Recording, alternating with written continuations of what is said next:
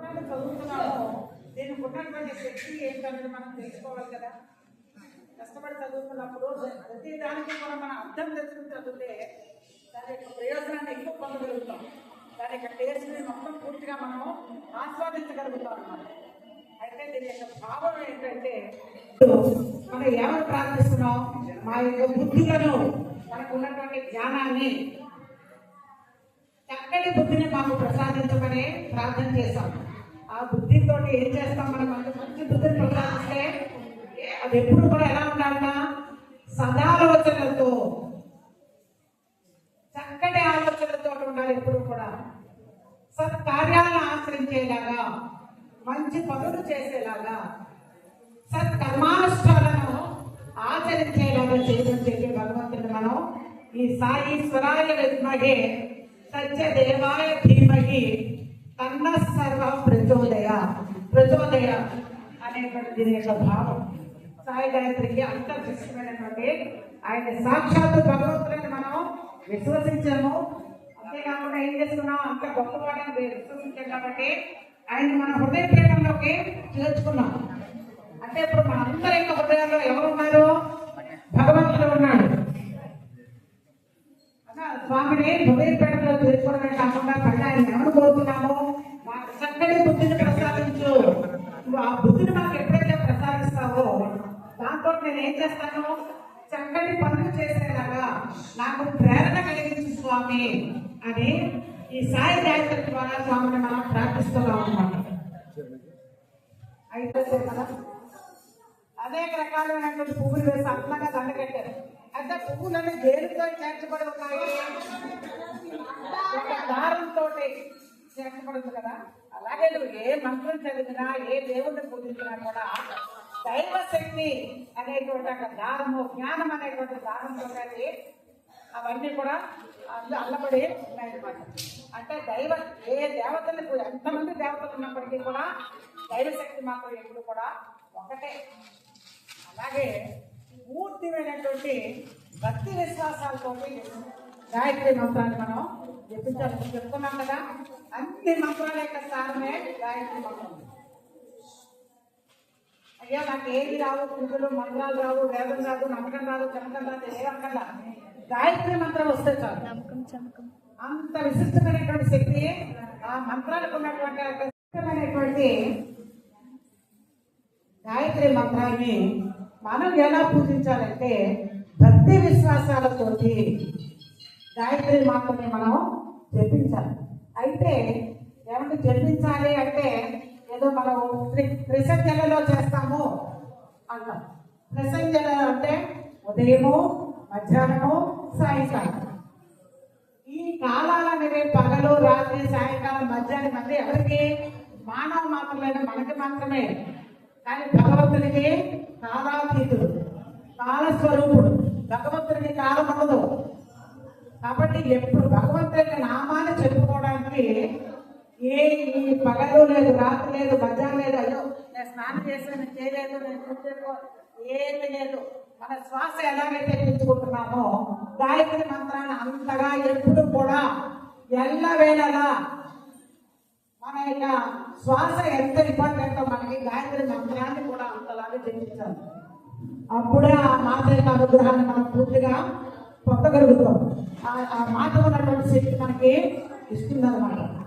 అందుకంటారు సర్వదా సర్వకాలేషు హరిచింతనం. ఈ హరిచింతన చేయడానికి ఉదయం, మధ్యాహ్నం, సాయంకాలం ఏమన్నా నీకు ఎప్పుడు ఖాళీ ఉంటే అప్పుడు, నువ్వు ఏ పరిస్థితుల్లో ఉన్నా సరే, ఇక అర్ధరాత్రి ఇంట్లో వెళ్ళిపోతుంది అనుకోండి, గాయత్రి మంత్రం చెప్పుకోండి. లేదా పొద్దున్నే పెట్టి వచ్చేసిన తర్వాత నిద్ర పట్టట్లేదు అనుకోకుండా గాయత్రి మంత్రం చెప్పించండి. దానివల్ల పుణ్యము, పురుషార్థం రెండు వస్తాయి. ఎలాగో వెళ్ళిపోతుంది కదా నీకు. అలా అంత ఏమరపాటు లేకుండా సర్వదా సర్వకార్యేషు హరిచింతనం. హరిచింతన చేయడానికి సమయం అనేది లేదు. ఎప్పుడైనా సరే భగవంతుడి యొక్క నామాన్ని మనం స్మరించుకోవచ్చు. అంత చక్కటి అవకాశం ఉన్నటువంటిదే గాయత్రి మంత్రం. ఈ గాయత్రి మంత్రానికి సర్వదేవత, సర్వ శక్తుల యొక్క సర్వమంత్రిక స్వరూపుడే గాయత్రి దేవి. అలాగే గాయత్రి ఛందసాం మాత, అన్ని వేదాలకి తల్లి వంటది గాయత్రి. అటువంటి గాయత్రిని చిన్నపిల్లలు, యువకులు అయినటువంటి మీరు అందరూ కూడా తల్లి నాకు చక్కటి బుద్ధిని ప్రసాదించు, నా చేత అన్ని మంచి కార్యక్రమాలు చేయించు అని చెప్పి ఆమె పూజించాలి. అయితే గాయత్రి మాతకి పంచముఖి అనేటువంటి ఒక పేరు కూడా ఉంది. ఎప్పుడైనా మీరు గాయత్రి మాతకి ఒక్క మొహంతో ఎవరైనా చూసారా? ఆవిడకి 5 ముఖాలు ఉన్నాయి. ఒక్క గాయత్రి మాతకి మీకు అలా కనిపిస్తుంది.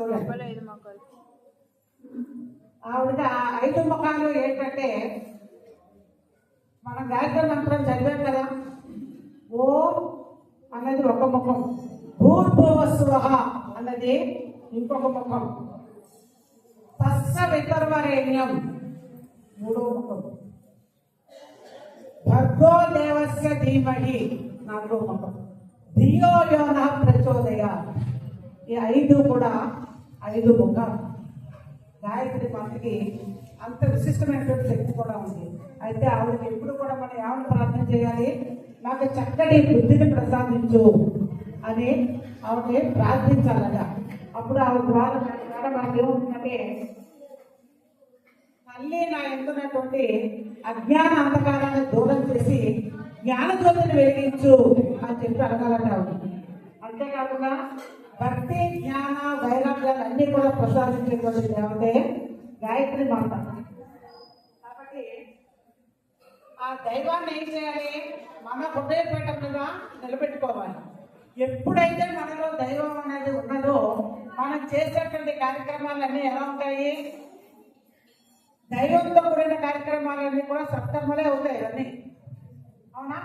ఎప్పుడైతే దైవం మనలో ప్రవేశించాడో మనం మనకు వచ్చేటువంటి ఆలోచనలు కూడా దైవ సంబంధమైనవి. అంటే చక్కటి ఆలోచనలు, అంటే ఆ చక్కటి ఆలోచనలు ఏమో చెప్పిన అందుకే స్వామి అంటారు, హెల్ప్ ఎవర్ హెల్ప్ ఎవర్. అది ఎప్పుడు వస్తుందంటే, ఆ భావం మీద ఎప్పుడు ప్రవేశిస్తుందంటే, ఎప్పుడూ కూడా భగవంతుడు నాలో ఉన్నాడు, నేను చేసే ప్రతి పని ఆయన గమనిస్తున్నాడు. నేను కూర్చున్నాను చూస్తాడు, నిల్చున్నాను చూస్తాడు, నా యొక్క భావం నేను పైకి నవ్వుతూ మీతో మాట్లాడినా మిమ్మల్ని లోపల చూసుకుంటున్నాను అనుకోండి, ఎవరికి తెలుసు? ఏం తెలియదు. ఎవరికి తెలుస్తుంది? భగవంతుడికి మాత్రమే తెలుస్తుంది. అలాగే ఒక్కరిలో కూడా భగవంతుడు అనేది ఉన్నాడు అనేటువంటి భావన ఎప్పుడైతే మనకి కలుగుతుందో, వాళ్ళ గురించి ఎప్పుడైనా మనం చెడుగా మాట్లాడటం కానీ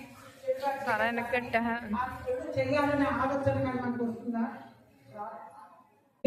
మనం చేసేటువంటి కర్మలన్నీ కూడా సత్కర్మలు అవ్వాలి అన్నట్లయితే ఏం చేయాలి, సర్వదా సర్వకార్యాలు హరిచేతన. ఎప్పుడూ కూడా మీకు ఈ పాటలో అది రాలేదనే భావం లేకుండా ఎప్పుడూ కూడా సాయి గాయత్రి కానీ వేద గాయత్రి కానీ, ఇప్పుడు వేద గాయత్రి యొక్క గొప్ప విశిష్టత ఏంటంటే, విశ్వామిత్రుడు ఆయన ద్వారా ఇది వచ్చినటువంటి మంత్రం. ఆయన ఈ గాయత్రి మంత్రం యొక్క ద్రష్ట ఎవరంటే విశ్వామిత్రుడు. ఆయన చాలా గొప్ప తపస్సంపన్నుడు. అవునా? ఆయన అంత గొప్ప తపస్సంపన్నుడు కాబట్టి ఆయన తపస్సు యొక్క శక్తికి భగవంతుడు మెచ్చుకుని ఆయన వినిపించినటువంటి మంత్రం ఇది.